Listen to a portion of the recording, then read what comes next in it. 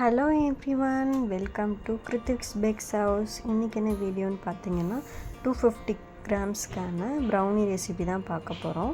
அதுக்கு நான் ஒரு எக்கு எடுத்து நான் பீட் பண்ணிக்கிறேன்.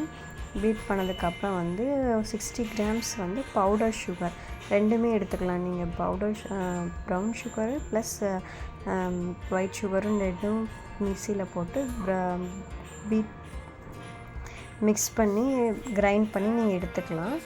நான் சர்க்கரை கரையிற அளவுக்கு பீட் பண்ணால் போதும், ஓவராக பீட் பண்ண தேவையில்ல. லோ ஸ்பீட்லேயே வச்சு பீட் பண்ணிக்கோங்க. இந்த மாதிரி சர்க்கரை மட்டும் கரைஞ்சால் போதும். சர்க்கரை கரைஞ்சி இந்த பபிள்ஸ் வந்தால் போதும். இதுதான் கரெக்ட் கன்சிஸ்டன்சி. அதுக்கப்புறம் நான் சாக்லேட்டு பட்டரும் மெல்ட் பண்ணி வச்சுருக்கேன். 90 கிராம் டார்க் காம்பவுண்டும் 40 கிராம் பட்டரும் ரெண்டுமே ஜென்டிலாக லோ ஸ்பீடில் வச்சு ஜஸ்ட்டு மிக்ஸ் பண்ணிக்கோங்க. மிக்ஸ் பண்ண உடனே எப்படி இருக்குன்னு பார்த்தீங்கன்னா, மேலே கிரிங்கிள் டாப் மாதிரி ஒரு ஷைனி கன்சிஸ்டன்சி வரும். அந்த கன்சிஸ்டன்சி வர வரைக்கும் நல்லா பீட் பண்ணிக்கோங்க. லைட்டாக நீங்கள் பீட்டர் இல்லைன்னா விஸ்க் வச்சு கூட நீங்கள் பண்ணிக்கலாம்.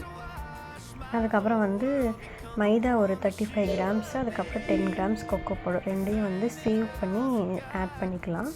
இதுக்கப்புறம் நமக்கு பீட்டர் தேவைப்படாது. ஸ்பேச்சுலா வச்சு நல்லா மிக்ஸ் ஆகிற அளவுக்கு நல்லா மிக்ஸ் பண்ணி எடுத்துக்கணும். ஓவர் மிக்ஸ் பண்ணால் என்ன ஆகும்னா கிரிங்கிள் டாப் வராது. ஒரு எப்படி வரும்னா மேலே ஒரு ஷைனியாக இல்லாமல் வந்துடும். ஸோ அதனால் ஜென்டிலாக மிக்ஸ் பண்ணிக்கோங்க. நான் வீட்டில் நான் ஸ்பீட் பண்ணி காமிச்சிருக்கேன். ஸ்பேச்சுலா வச்சு ஜஸ்ட்டு மிக்ஸ் பண்ணால் போதும். இந்த மாதிரி தான் கன்சிஸ்டன்சி. கூலிங் டைமில் திக்காக இருக்கும், ஓகேங்களா. ஹாட் டைமில் கொஞ்சம் லிக்விட் கன்சிஸ்டன்சியாக இருக்கும். ஸோ அதனால் அதை பற்றி ஒரி பண்ணிக்க தேவையில்லை. இப்போ நல்லா நான் சைட்ஸில் இருக்கிறதெல்லாம் ரிமூவ் பண்ணிவிட்டு ஸ்பேச்சுலா வச்சு நான் நல்லா மிக்ஸ் பண்ணி எடுத்துக்கிறேன். நான் மிக்ஸ் பண்ணதுக்கப்புறம் நான் 250 கிராம் அப்படின்றதுனால 5x5 ஸ்கொயர் டின் எடுத்து அதில் போர் பண்ணிக்கிறேன். போர் பண்ணிவிட்டு ப்ரீ ஹீட் பண்ண அவனில் 170 டிகிரிக்கு 20 மினிட்ஸ் வச்சு பேக் பண்ணி எடுத்திங்கன்னா super crinkle top ஃபஜ்ஜி brownie ready ஆகிடும்.